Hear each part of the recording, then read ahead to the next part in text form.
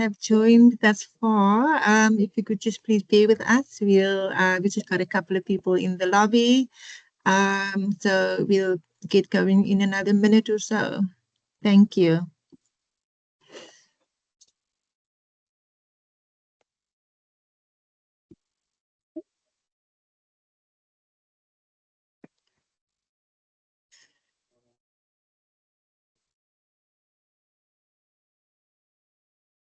Righty. I think we can get going.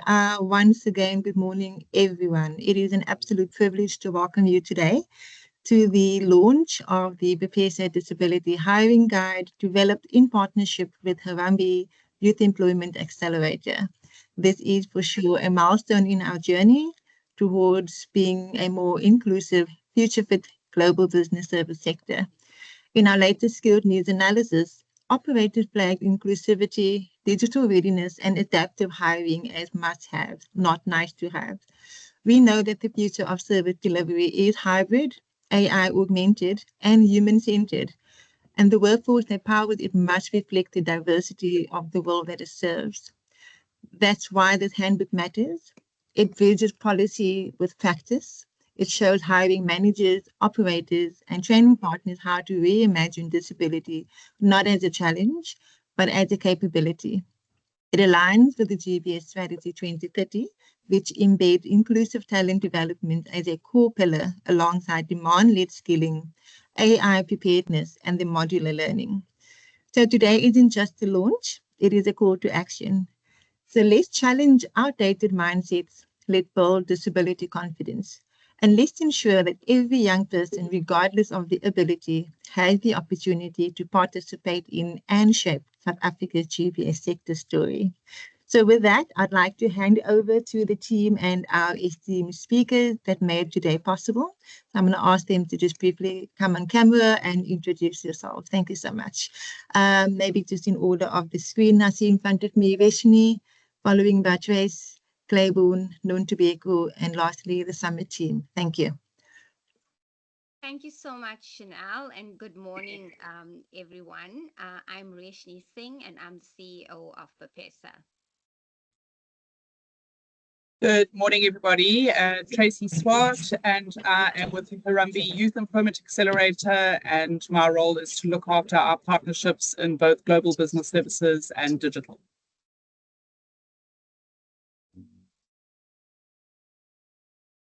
Thank you so much. Nontobeko.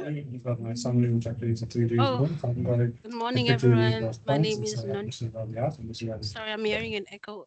There's a background noise. Can we just ask everybody to mute, please?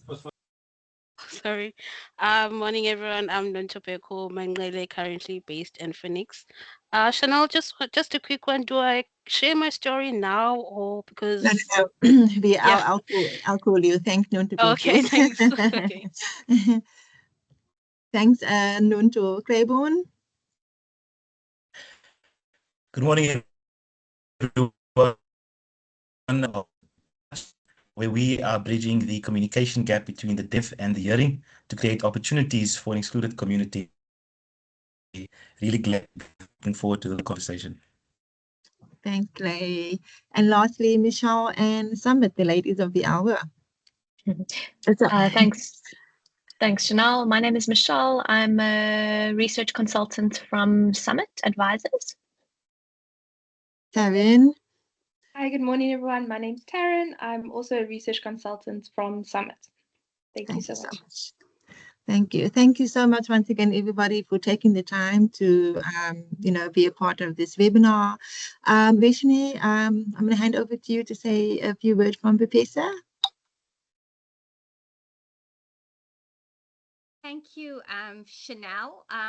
Once again, good morning, everybody, and thank you so much for joining us this morning. It's a privilege to welcome you all to the launch of our Disability Hiring Handbook, a milestone moment for the global business services sector and for our collective commitment to building inclusive, future-ready workplaces. As an industry that thrives on innovation, problem solving, and global collaboration, we know that competitiveness lies in diversity. in drawing from the full spectrum of human potential. This handbook is more than a guide, it's a practical tool to help our member organizations confidently open doors of opportunities to persons with disabilities and to design workplaces where everyone can contribute meaningfully. Our goal is simple: to ensure that inclusion moves from intention to action. Today, we take a decisive step forward, making disability inclusion a standard business practice, not an exception. Thank you to all the partners, experts, and advocates who contributed to this important work. Together, we're not just hiring practices, we're shaping a more equitable and resilient future for our industry. So thank you all for being part of this. I'm unfortunately not going to be able to join you for the full hour, but really looking forward to making some huge impact with regards to people that are differently abled in the global business services sector. So to Chenelle's point, we will be the leaders when it comes to this. Thank you so much. Have a lovely day. Thank you, Vishni. Thank you. And as I've mentioned earlier on, we couldn't have done this on our own. This was in collaboration and partnership with Harambee. So with that said, Trace, over to you. Thanks so much, Chenelle. And yeah, I couldn't echo Resha's sentiments more. Harambee as a youth employment accelerator, and obviously you're very aware of the partnership that we have with BPESA and our interest in entry-level jobs for young people in the global business services sector. And that interest is all-encompassing. And I think how we support the sector with encouraging a higher level of diversity and inclusion is a very key component. I think a lot of you would know Harambee for our work in the impact sourcing or inclusive hiring space, where we are enabling young people to be connected to opportunities through SA Youth. We have supported the development of the GBS ecosystem very closely through our MOA with both BPESA and the DTIC. And this kind of initiative is really born out of our interest in making opportunities equal for all. And so if hopefully with the launch of this guide, it really is a toolbook, a handbook, something that hopefully is going to help practically orientate the sector to advance what's been done. And I think, don't get me wrong, we know that there are a number of initiatives that are underway and people are doing good things, but all that we're hoping is this can accelerate and scale the opportunities for young people in the sector. I think global business services offers an enormous opportunity for those living with a disability. It is it's a way of fostering remote work. There is very often with a lot of the operators that are functioning in South Africa in the international market offer transport to work, which is a great benefit to somebody who may be differently abled. And so I think from our perspective, it is definitely a sector or an area of work within the sector that we could be focusing on. So I really just hope that this handbook is valuable and useful as an additional sort of tool in your arsenal to help you accelerate the work that you're doing. And so, yeah, thanks very much to Chenelle for inviting us today. And I hope that the session is hugely beneficial to all of you. And we look forward to the publishing of the handbook and sharing that with the members of BPESA. Thanks so much, Tracy. Thank you so much once again also for all your support and always showing up for us. So next we'll be hearing from Nontobeko from Vershulu. Nontobeko is an inspiring young professional who was born with a disability and has navigated her journey with incredible strength, determination.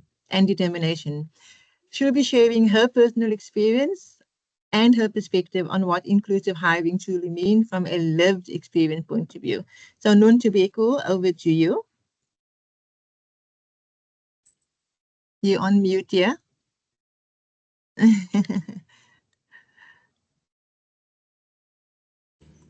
Still on mute. Should I help you? See if I can unmute. Oh, sorry. There you go. Awesome. Good morning, everyone. Once again, I'm truly honored to share my story with you today. My name is Nontobeko Samakilisiwe Manglele, 26 years of age. and I'm currently based in Durban, Phoenix. I was born with a disability at the formation of my right foot. Growing up with this condition presented its own set of challenges, but it never limited my desire to succeed. I completed my matriculation around July 2019, but due to an infection on my stump that worsened, I had to write supplementary exams. Despite the challenges, I passed my matric with a diploma. So after high school, I enrolled in a TVET college to pursue a part-time national diploma in public management, where I successfully passed my N4 certificate. My journey was disrupted due to a bone infection, which unfortunately led to an amputation. This challenging event left me struggling to recover both physically and mentally because I had to deregister for the public management course. During the recovery session, I browsed through my phone where I stumbled upon a short course in computer networking at Allison Institute, which sparked a new interest in technology. After completing the short course around January 2025, I came across another opportunity on social media to study a Cisco certified network associate, globally recognized in-demand skills that possesses switching, routing, and network security, fully sponsored by Bretchel LaRue Consulting in partnership with other sponsors. I applied and went through the recruitment process and was accepted into the program. The learning facility was accommodative to differently abled individuals, which made me feel at home. I worked hard, won top achiever awards, and passed my CCNA certificates in February 2024. This achievement not only boosted my confidence, it also opened doors for me. I was given another chance to be a classroom assistant in June 2024 for the Cybersecurity CCSC and System Development NKF Level 5, where I learned with disability confidence, determination, and passion for success, which was a bit challenging to learn a new skill in coding. But with support and guidance, everyone succeeded. Currently, I am gaining valuable experience remotely in a multinational organization. In closing of my introduction and my background story, I truly want to encourage organizations to consider the potential of people living with disabilities by providing accessible training and job opportunities. You can unlock the talent and create a more inclusive and diverse workforce. Thank you. Thank you, Nuntabeko. Thank you. Thank you for sharing your journey with us. And yeah, truly, I think each one of us can take a page out of your book. Next up, we'll be hearing from Claiborne Appice, CEO of Deaf Touch, an organization that employs and empowers deaf agents in the contact center space. Claiborne will share his experience and insights from an employer perspective, particularly around recruiting, hiring, and supporting deaf talent in the workplace. Claiborne, the floor is yours. Good morning, everyone. May I add just again, I'm very honored to be part of this very important conversation as we are shaping the future of what.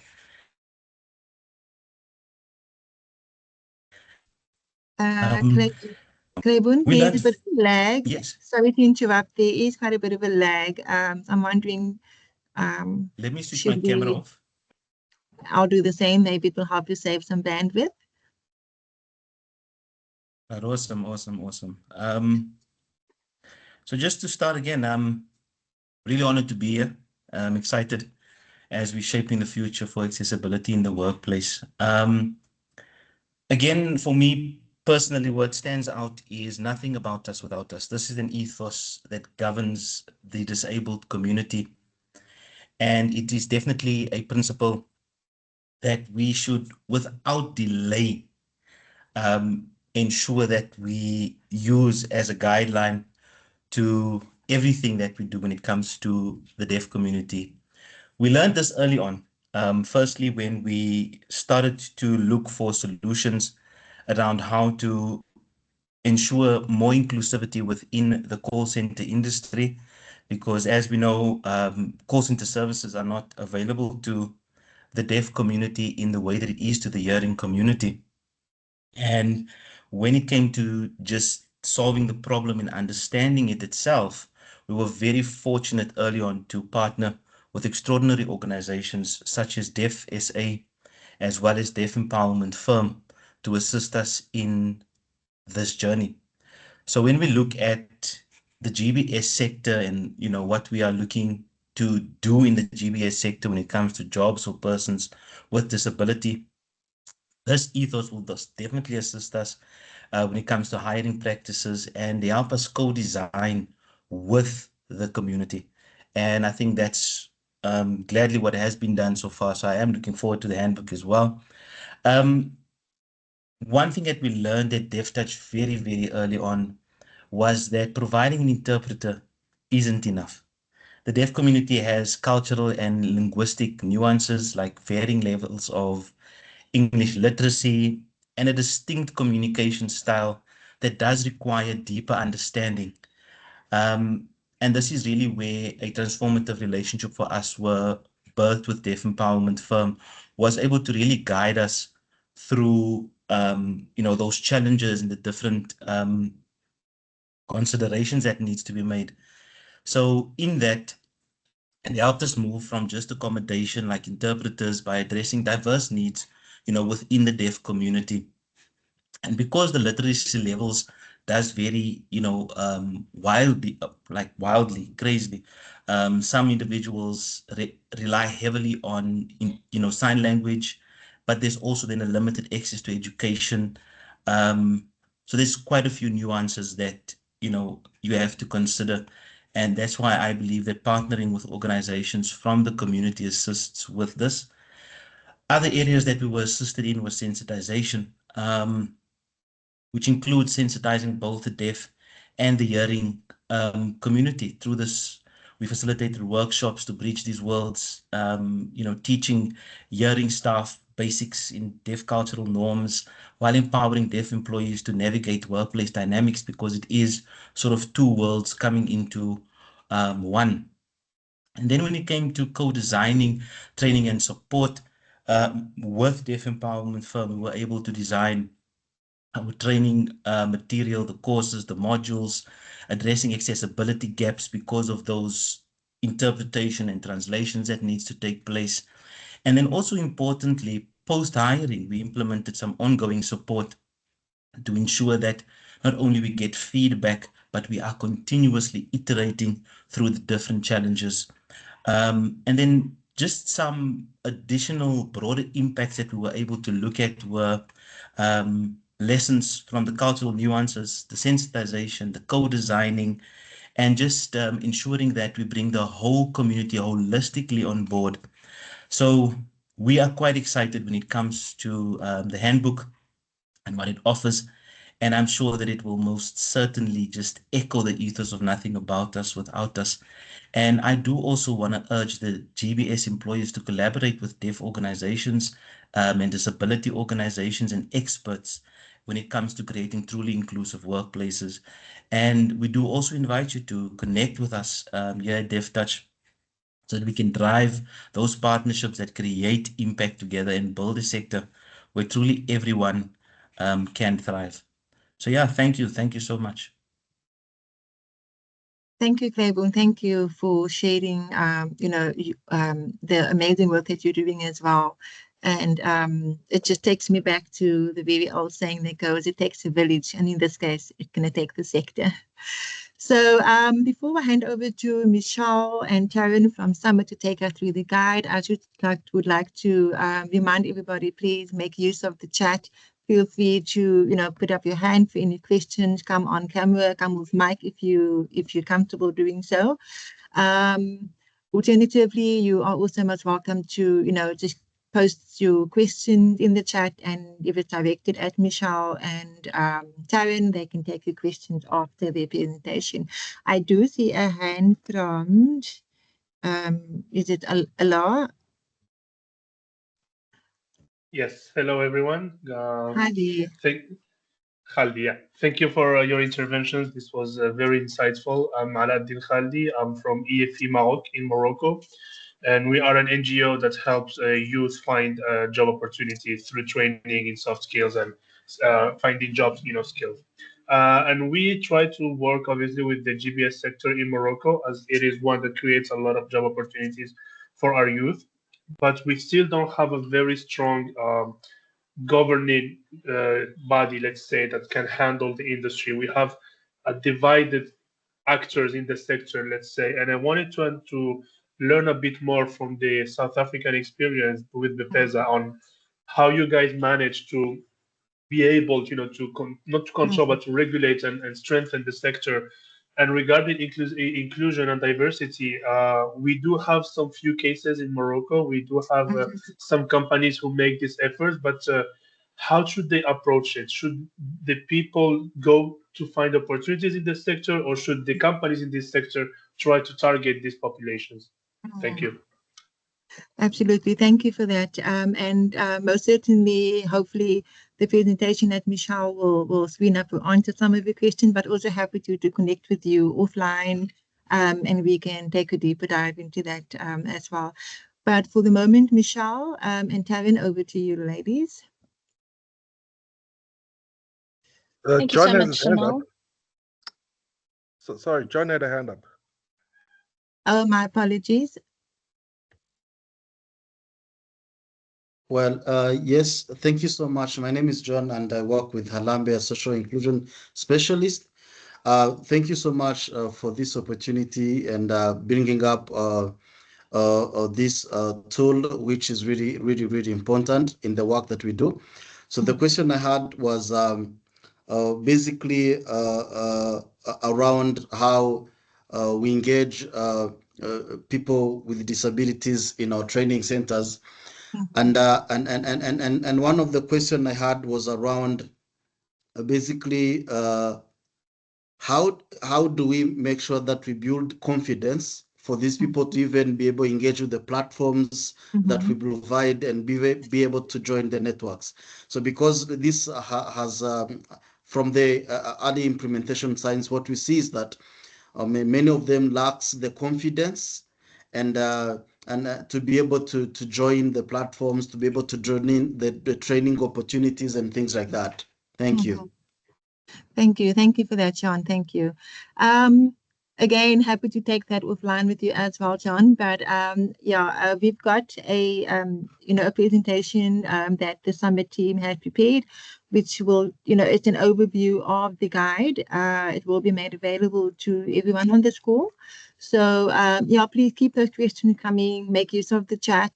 And we'll definitely will reserve some time after the presentation for some engagement as well. So Michelle, over to you. Thank you so much, Chenelle. Can everybody see my screen? It's quite visible. Yes, thank you. Great, thank you. So yeah, we have introduced ourselves. I'm one of the directors of Summit in charge of inclusive systems and impact. And Taryn and I are both clinicians. We've worked with children and people with disabilities for the last, 15 years. So this opportunity has been wonderful to work with Harambee and BPESA, and it really has been a very collaborative effort. So thank you for everybody involved. This really is a summary of the guide. So I have been given 10 minutes. I'm really going to try and stick to that, but there's a lot more detail in the guide. And when that is released, I'm sure you will find a lot more of your questions answered. So we're going to be summarizing the guide content. We're going to look at understanding disability, what that means, the business benefits of including people with disabilities, looking at policies with a practical lens, and then we'll take a walk through the steps 1 to 9 of the inclusive journey, and I will just show you some screenshots of additional resources that are included in the guide. And after I've presented this high-level summary, Taryn will run through some very commonly asked questions and answers. So the way that we compiled this guide, we conducted focus group discussions with people, trainers, employers, and youth with disabilities, most importantly. And what we found found three overarching principles. So the first one is around inclusive workplaces are not created overnight. They're cultivated by intentional actions. And I really liked how Chenelle introduced the call, saying, this webinar about this being a call to action. We really need to be intentional moving forward. And that includes leadership, management, and every member of the workforce. Secondly, it's an iterative process. So no organization is going to get it right every time. And what really matters is the commitment to listen and listening to understand, to improve and to try again. And then lastly, and most importantly, the voices of youth with disabilities are your greatest asset. And it was so wonderful hearing Nontu's story. And there's so much of her story weaved into this, though this is the first time I'm meeting her, but weaved into this process. And that's why we've included youth with the voice of youth with disabilities as a forefront to these 1 to 9 steps. So when we're trying to understand disability and the diverse strengths that youth with disabilities offer, the overarching definition that we have used for this handbook is that disability is a physical, psychological, or sensory challenge that impacts everyday activities and full participation in all of life's moments. And I think one of the most important considerations for disability is this shift from a medical model where the medical model says what is wrong with the body and how do we fix that, to a social model, which is how do we look at the person holistically within their environment and how can we change the environment to reduce barriers so that they can participate in all of life's moments. Disability is diverse. It can be visible or invisible. A person could have a single or multiple impairments. It can range from mild to severe. A person could be born with a disability or it can be acquired in their lifetime. It can be temporary or permanent. And when we look at that, we can really see that disability can affect any one of us at any point in our life. You should just switch your phone off. Sorry, I think could everybody just mute themselves? Thank you. And then youth with disabilities can really thrive when workplace cultures are inclusive, which is the premise of what we're talking about today. And abilities and talents need to be matched to appropriate roles.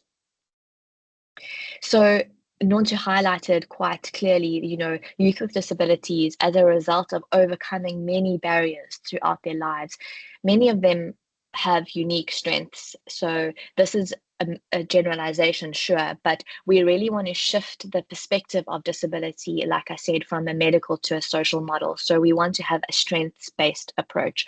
And so many people with disabilities, they might be more adaptable. They will have resilience because of overcoming so many barriers. They may be better at problem solving, creative thinking, perseverance, and empathy. And these are really value adds to any organization. Throughout this presentation, we have included quotes from our focus group discussions, which you can see here in the green box. I'm not going to read them all out because of time. Business benefits. So why inclusion works? Why do we want to invest in disability inclusion? A research study from Accenture 2018 showed that disability inclusive organizations generate a higher revenue, a higher net income, and double the economic profit. So they are more productive. They have higher retention rates. So people with disabilities are 3.5 times more likely to stay in jobs, especially if those are inclusive workplace cultures with workplace adjustments, which we'll get into.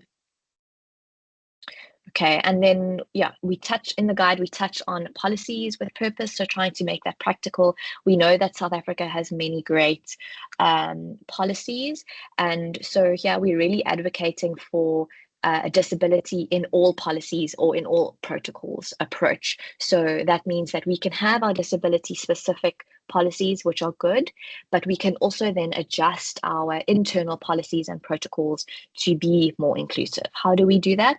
Through inclusive language. So Taryn is going to answer a little bit of questions around person first language, but we might say a person with a disability instead of a disabled person, for example. So making these small changes throughout our internal policies, including inclusive ways working in our policies. So flexible hours or remote work, which is so true for the sector.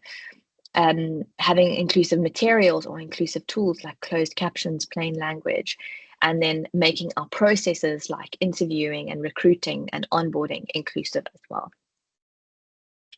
So now we're going to talk about the inclusive journey. So these are 9 steps, 1 to 9, starting with creating an inclusive workplace culture all the way to how do we measure progress. And central to this is really, like I said, the voice of youth with disabilities have been incorporated throughout. So the first one around creating an inclusive workplace culture, and I think Claiborne really touched on that in reference to the deaf culture, and I think it's so important. There's so much nuance in the disability sector as a whole around what does an inclusive culture look like for a specific disability, right? So we've provided kind of 4 pillars on how to create an inclusive workplace culture. But again, the voice of youth with disabilities or people with disabilities, and what does an inclusive culture look like for this specific disability? I think those are really important questions to engage with people with disabilities themselves. But we speak about inclusive language and interactions. Some of the questions that came out in our focus group discussions is, how do I actually interact with someone with a disability? And so we answered that in the guide around some do's and don'ts around language and interactions. Investing in managers, we found that the direct line managers are such an important tool to create this inclusive workplace culture. Many of the youth spoke about how their direct line manager was open and so supportive, and that really fostered this inclusive workplace culture for these youth specifically. Robust support systems. So how do we the guide goes into fostering or providing youth with disabilities with internal support. How do you do that practically through your line manager, through other, daily check-ins, so that's your internal support. And then where do we get external support for youth with disabilities, counseling, organizations of people with disabilities, etc. And then awareness and capacity building. So everybody in an organization should be able to go through some kind of disability awareness and capacity building, so that this workplace culture that we're trying to create is systemic and everybody is aware of it. The second step is around conducting an accessibility audit, so really a walkthrough of the physical, remote, and work environments. And this is really to create an accessible plan and also to monitor the organization's accessibility as such. So this is one of the resources in the guide. It's a checklist. Here's a little screenshot of it. And this helps you identify where you are in the process of making the organization accessible. Inclusive recruitment. So how do we get youth with disabilities to join our organization? So we might partner with special schools and disability organizations, and we talk about that in the guide.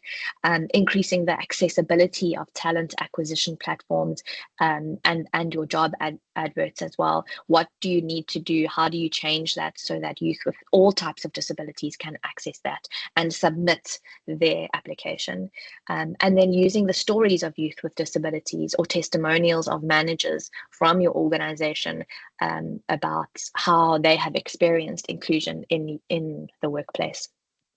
The fourth step is around inclusive interviewing. So some ideas here, we including people with disabilities on the interview panel that really shows candidates that you're practicing what you preach. And then everybody throughout the 1 to 9 steps, but here we're talking about interviewing. The whole team should have gone through the disability awareness training that I spoke about earlier, and really using a strength-based approach to avoid bias and reduce negative assumptions during the interview. And then really importantly, asking before the interview if candidates need any adjustments to ensure that they're able to bring their best selves forward to the interview. The fifth step is around candidate selection. So yeah, it's really the employer's responsibility to decide what the job requires, what workplace adjustments are feasible, and then matching the youth to these roles. So candidates really should be chosen on their strengths, their skills and abilities and experience, and matching that to what the job requires. Onboarding and orientation. Again, awareness and capacity building for the whole team, and making adjustments right from this step as well. So ensuring that when the youth are onboarded, the adjustments that they require are ready there so that they can fully participate in that process. Ensuring that youth with disabilities have equal access to all training opportunities and support structures, and making that clear from the start as well. We also give here in the box on the right, we give examples of how you would do this for a youth with different disabilities. This one is about moderate vision loss and what kind of adjustments you would make at this stage. And then workplace adjustments. So the common term in the disability sector is reasonable accommodations, but we love changing the language to make it more inclusive. So work accommodations really makes it sound like very obligatory, you know, fine, I will accommodate you. But actually we want to make adjustments so that everybody is included. So here we speak about really the foundations. What are the bare minimum that we need to make workplace accessible for the majority of youth with disabilities? And we break it down into the different types of disabilities. And then we go on to more specific person-specific adjustments. So really looking in depth at a specific person and their disability and what they need. And we propose this approach where we look at the individual. So for example, somebody with hearing loss might require hearing aids, and then we would go on to the outer level. We look at the tools. What kind of tools would they need to be able to fully participate and be included in an inclusive workplace? So maybe that's closed captions for all calls that they join. And then tasks. How do we adjust the task to make it more accessible? And then lastly, the environment. How do we change the environment, a quieter environment? Do we look at lighting, ramps, and culture is also included there. Step number 8 is around career development. All of us in our careers, we want to feel valued. We want to know that we are contributing and that we are growing in our career. And so the guide touches on how do we do that for youth with disabilities and the importance of doing that. Yeah, I think this quote really speaks to that. One of the things that was highlighted around growing like career pathways for youth with disabilities is that you could also grow horizontally into specialized fields as well as vertically into management. And having youth with disabilities at the various levels also is a great testimonial to new candidates. And then lastly, measuring progress. So this is really to ensure, like I said at the beginning, it's an iterative process. So how do we continue improving our inclusion? So we want to ensure success, identify our successes, celebrate them, and try to bridge the gaps that we identified. We want to be able to achieve certain goals nationally as well as internally.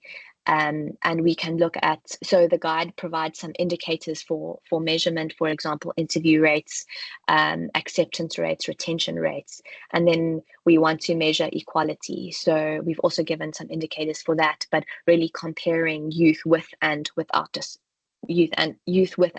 disabilities in terms of measurement, so that we can make sure that there's no inequality in our organization. So that's our steps 1 to 9. Some of the additional resources that are in the guide, I'm just going to quickly run through. We've got our frequently asked questions, which Taryn is going to take us through in a second. We've got troubleshooting steps. So throughout those 1 to 9, that 1 to 9 journey, we've anticipated some challenges that you might encounter and some solutions to address those challenges with links on as to where in the guide you might find those solutions. We also then have a directory of disability organizations. So that is disability focused organizations, your organizations of people with disabilities, and really to tap into that because they know their realities the best. And then lastly, we've got a glossary of the types of disabilities, a snapshot of the condition, as well as what kind of workplace adjustments might be required for that disability.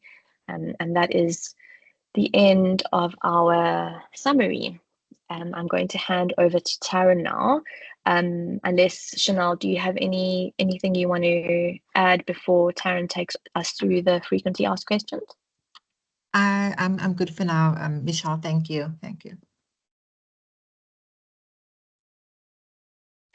All right, cool. Thank you so much, Michelle. So taking you through some of the frequently asked questions, and these came out in our focus group discussions. So the first one, will employee and youth with disabilities cost the business money? So there are, financial, training, or research implications with, workplace adjustments, or if we look at support systems or capacity building. But as Michelle has shown earlier, disability inclusive companies are more profitable and can have a higher return on investment. And then another question, where do I even start with employing someone with a disability? So, within the manual, if you start, step 1, inclusive culture. So, part of this is the language and interactions. And, Michelle did touch on this, that we want to be person first, so to say, this is an employee with cerebral palsy, for example, rather than saying, this is a handicapped employee or the negative type of language. So we always want to put the person first, and just realize that disability language, it does change within the space, so to remain current with the language and to use what that individual would also prefer to be called first. And then I think another part is just to not refer to disability unnecessarily, to introduce someone as, this is our new employee, they have autism. It's not appropriate to bring up their disability unnecessarily. And then, interaction-wise, is not automatically assisting people with disabilities in terms of your interaction component. And then, looking at support systems like peer support or mentorship programs, and really equipping managers to have open communication, not only with the youth with disability, but the wider team as well. And then, your accessibility audits and your plans from those audits, and then following the steps in the guide from recruitment and onwards would also be a good starting point. Then the next question is, how do I bring in people who might have a disability?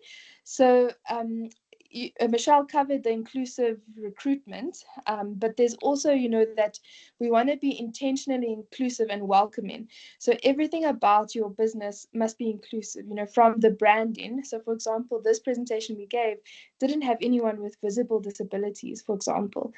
So, we want to be intentional from branding and to make sure that everything is accessible that a person might be interacting with in coming for the job.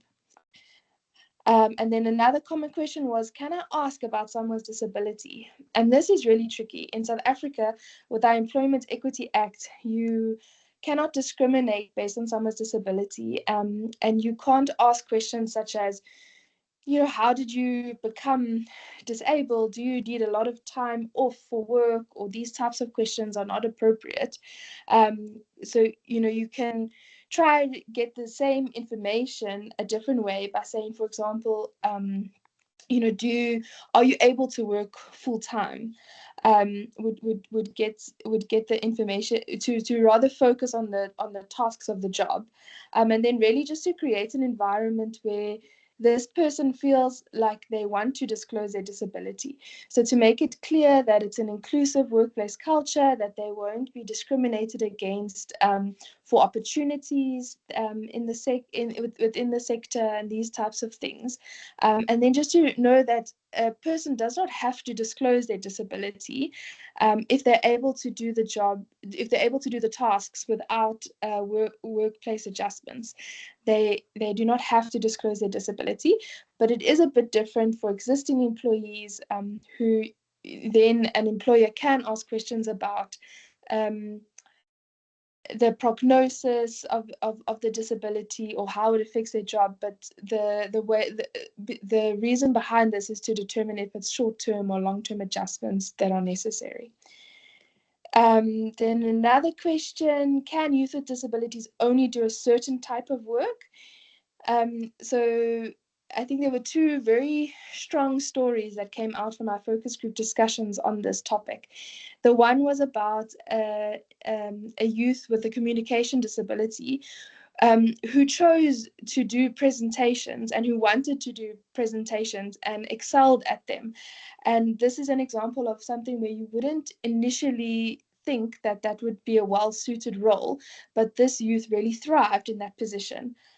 So that's just one I think story to think that we do not want to limit youth with disabilities, and you really want to match on their skills and on their talents. But another story also was, this individual with a mental health condition who really struggled adapting, to be customer facing within the GBS sector. And when she was moved to a different role, she really excelled. So that's another example of finding an environment for a youth with disability to really excel. Yeah. And then the next one is, will it take more time to train someone with a disability? So majority of youth will not need more time, especially if there's helpful adjustments in place. But sometimes there will be additional training necessary. Another question is, what are reasonable accommodations in practical terms? So reasonable accommodations, this is within our Employment Equity Act, but we have labeled them throughout the guide workplace adjustments because it removes the medical model language and it sounds less like one is obliged to provide them. But these are really productivity game changers. So for example, for a youth with a visual impairment, workplace adjustments might be tinted glasses or adjusting fonts or screen brightness or an anti-glare filter, screen filter, or taking frequent short breaks to avoid visual fatigue, or sitting at the bench.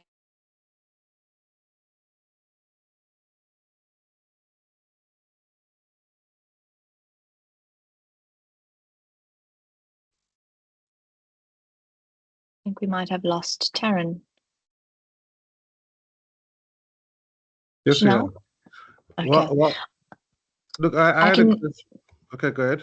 So I'm sorry. Sorry, I just wanted to, Lwazi, I'll come back to you in a second, but I just wanted to ask Michelle if she'd like to just maybe continue, take over from, and then Lwazi, we'll definitely save time for some questions. So would you mind just to hold on to your thought, Lwazi? No, yes, we can. I'm just looking at the time though. Sure, thank you. Thank you. Yeah, I think Taryn has touched on this, but some youth with disabilities, they might not require any workplace adjustments. Some are easy, free, and low cost. And then the more specific and GBS specific, person specific workplace adjustments, they really require a lot of consultation, and they might be a little bit more financially demanding. What if other employees view workplace adjustments as preferential treatment?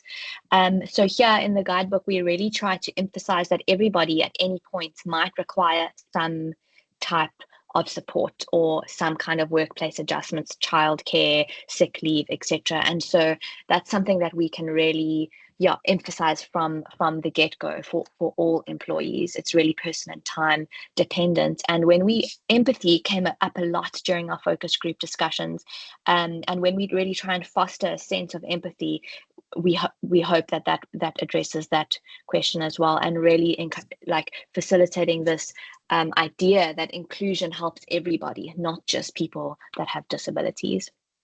Do youth with disabilities need more leave? How does this impact productivity? We know that youth with disabilities, they might need more clinic visits, medication collection, all of that. And in the public health sector, this can take many hours, a whole day. So this might impact the ways of working, but it's also counteracted by their unique strengths and the value add that they bring.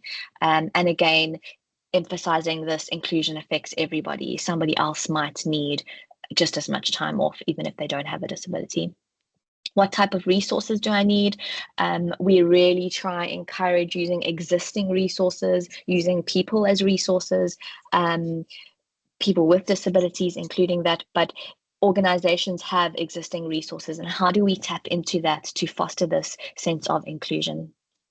And that is us. I'm really sorry that we took a little bit longer than expected.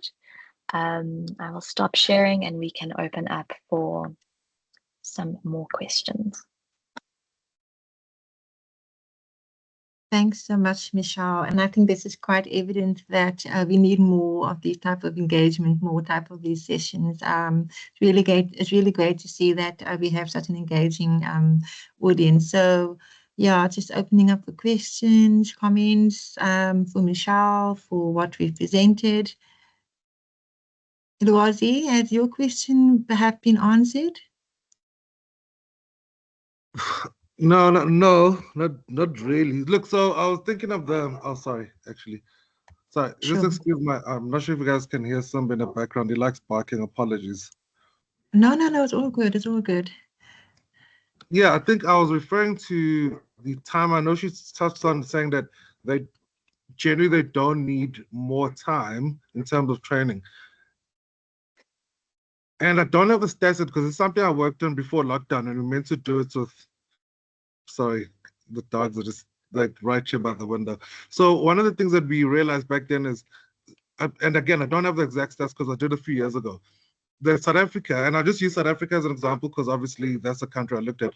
We're not catching people with disabilities early enough. I think only 25% of them even.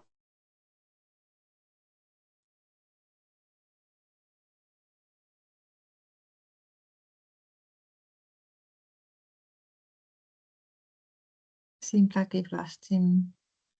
No, I was quite interested to hear what he has to say. Right, we'll just give him a couple of seconds to maybe come back. And I'll maybe move on to Chabang. I see your hand. Do you want to come off mute? Hi, how are you guys?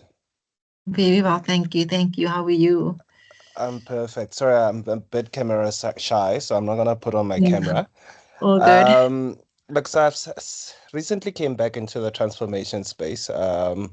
Literally moved from learning and development, went into human resources, and now recently, about a month ago, came back into transformation. But one of the things that I've seen that hasn't changed in the past 3 years is the recycling of people with disability within the learning and development space. So I would like to actually find out, what does the pipeline look like in terms of absorption?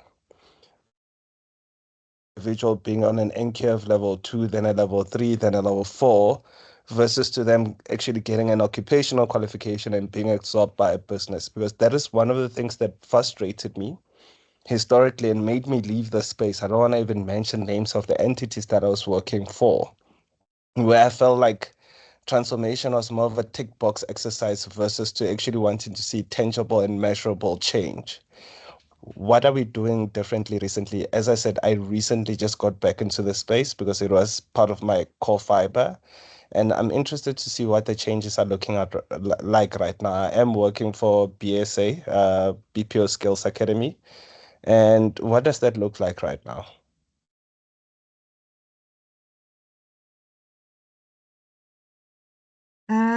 I think, yeah, that's not a question. Michelle, would you like to take a stab at that question? Thanks, Tabang. Yeah, I agree with you to some extent. I'm not directly involved in the training and the NQF of people with disabilities, but I have I do know what you're talking about. I wonder if somebody from the training space might be able to touch on that. I know that it is a problem, but I think it is a systemic problem, yeah, I don't know if anybody else would like to No, contribute to that. absolutely. Carrie, I see your hand, but I'd like Lisa to come up, if you don't mind, Carrie. I know that she'll be able to touch on the question that was raised. Lisa? Yes, hi, Chenelle. I did want to answer that question because you know me, I've got lots to say in that department. The reality is not much has changed. If you look at Nonto, who just spoke, she was our highest qualifying candidate. She's been on great work integrated learning. She's had great work experience, but she's still looking for a permanent career. And so in my mind, the idea is still that in practice, we are still not converting this talent into meaningful long-term absorbed careers. And the reality is that if we just have a look, for example, we've got sponsorship for a new academy that's about to start. And all we're asking for is 5 big employer companies to give us a letter of commitment to say they have vacancies that this talent can fill into, provided that they're good. You know, we're not asking them to take anyone who can't do the job. But nobody wants to give us a letter of commitment to say, yes, we have these 5 vacancies and we're not going to put a learner in. We're going to put someone who's gone through your program, has come out the other end really like ready to work, disability confident, technically confident, has got all the right skills, but they don't want to give us a letter of commitment. So why is it still so hard to get that commitment? It's because we're still stuck in the learnership churn. And there is a lot more interest, just to answer your question, in saying, how do we do this differently? And a lot of people are starting to go, well, let's look where the demand is. Let's identify the job profile and let's feed people into that. But there is a lot of work that still needs to be done in terms of actually stop talking about it now, give people the letters of commitment, do something about it, and proactively as an employer, start to disrupt how things are done right now and commit to a better way of doing things, because the better way of doing things are out there. They are. It's just about, it's almost like there's a short-term discomfort phase you've got to go through in order to put a better process in place. And so, yeah, for me, not much has changed in terms of the actual absorption model from people who are brilliant people coming out the skills system of being able to access these permanent careers. Thanks, Lisa. Thank you so much. And I see that we quite fast running out of time. Don't want to give Gary an opportunity. And I saw Claiborne's hand, but he's taken it down. But Gary, over to you. Morning all. Yeah, I am one of those non-disruptive employers. So sorry about that. I'm creating your anger and angst. The key for me is, and I've done this on a couple of iterations when you can tell this is not a Pretoria accent. When I first came over to South Africa like 20 odd years ago, I did it there because it's absolutely valid. And all the activities in this handbook we did all of it. We did sensitization. I've got humorous stories about doing all that. I've got all the things that make this truly inclusive and not a prickly subject. I see somebody from Rwanda GBS is on there, tried to do the same thing in Rwanda. Our key, we are a people business. I don't care where they come from, what they do, what they look like, how tall they are. If they can do the job, that's brilliant. For us, it's about connecting sourcing to us. So I see there's one of the sourcing people are here at the moment. Our need is for people into skill and talent. Absolutely, they have to be able to perform, because our problem is we have, our clients are driving what we deliver and how we deliver it. So putting somebody there, I always say, look, I can speak French. Stick me in a French call center, I'd be rubbish, because I'm not fitting what you need. But if you've got trained people, we will absolutely say we'll take them. From my perspective, and again, I guess I'm bought into this. I've worked with Harambee lots, and it's for me, it's about connecting where are these pools of people that we can start to assess, find the gaps and either train or recruit straight away.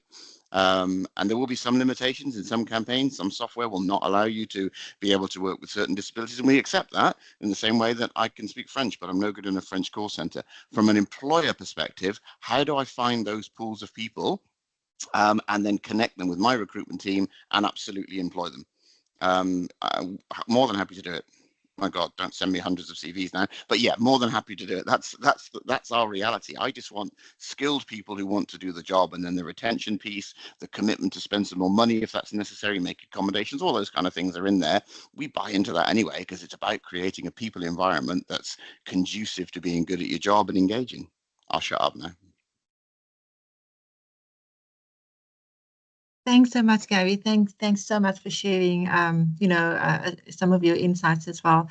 Unfortunately, we have run out of time, but I'm just, mindful and cautious of that. And I think already, the next call to action from a BPESA perspective is that we need more of this kind of engagement, more of these kind of sessions. So most certainly, that would be on my priority. But I think, just in closing, I just want to say that today's session has been, a really important reminder that inclusion is not just about complying, just about creating environments where, people with disabilities have the opportunity to thrive and feel like they belong and to contribute. So I really wanted to say a special thank you to Nonto, our star of the day, to Claiborne for sharing some of your, insights, to our partner, Harambee and Summit Group for your commitment and your collaboration in bringing this guide to life.